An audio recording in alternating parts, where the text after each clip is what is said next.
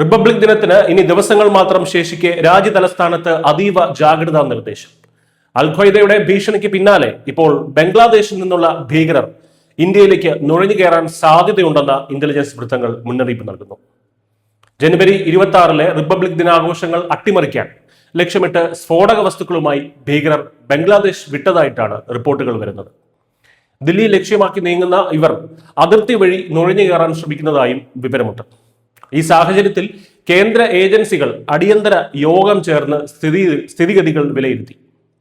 India Bangladesh അതിർത്തിയിൽ സുരക്ഷ കർശനമാക്കാനും സംശയാസ്പദമായിട്ടുള്ള സാഹചര്യത്തിൽ കാണപ്പെടുന്ന ബംഗ്ലാദേശി പൗരന്മാരെ നിരീക്ഷിക്കാനും കർശനമായിട്ടുള്ള നിർദ്ദേശം നൽകിയിട്ടുണ്ട്. റിപ്പബ്ലിക് ദിനവുമായി ബന്ധപ്പെട്ട് പുറപ്പെടുവിക്കുന്ന രണ്ടാമത്തെ സുരക്ഷാ മുന്നറിയിപ്പാണിത്. നേരത്തെ അൽ ഖ്വയ്ദയുടെ ഭാഗത്തു നിന്നുള്ള ഭീഷണിയെ തുടർന്ന് ജാഗ്രതാ നിർദ്ദേശം രാജ്യമെമ്പാടും തന്നെ നൽകിയിരുന്നു, രാജ്യ തലസ്ഥാനത്തും നൽകിയിരുന്നു. ഇപ്പോൾ ബംഗ്ലാദേശ് കേന്ദ്രീകരിച്ച് പ്രവർത്തിക്കുന്ന തീവ്രവാദ ഗ്രൂപ്പുകളും സജീവമായതോടെ സുരക്ഷാ ഏജൻസികൾ പ്രതിരോധം ശക്തമാക്കിയിരിക്കുകയാണ്.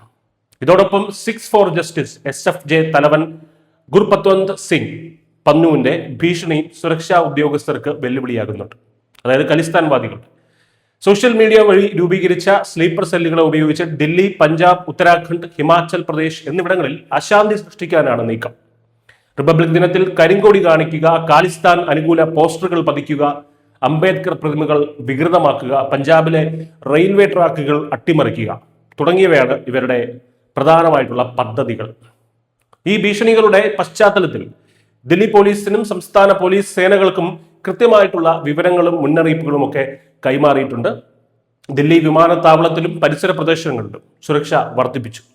റിപ്പബ്ലിക് ദിനാഘോഷം സമാധാനപരമായി നടത്തുന്നതിനായി സംശയിക്കപ്പെടുന്നവരെയും മുൻകാല കുറ്റവാളികളെയും ദില്ലി പോലീസ് സ്പെഷ്യൽ സെൽ സൂക്ഷ്മമായി നിരീക്ഷിച്ചു വരികയാണ്. News desk news India Malayalam.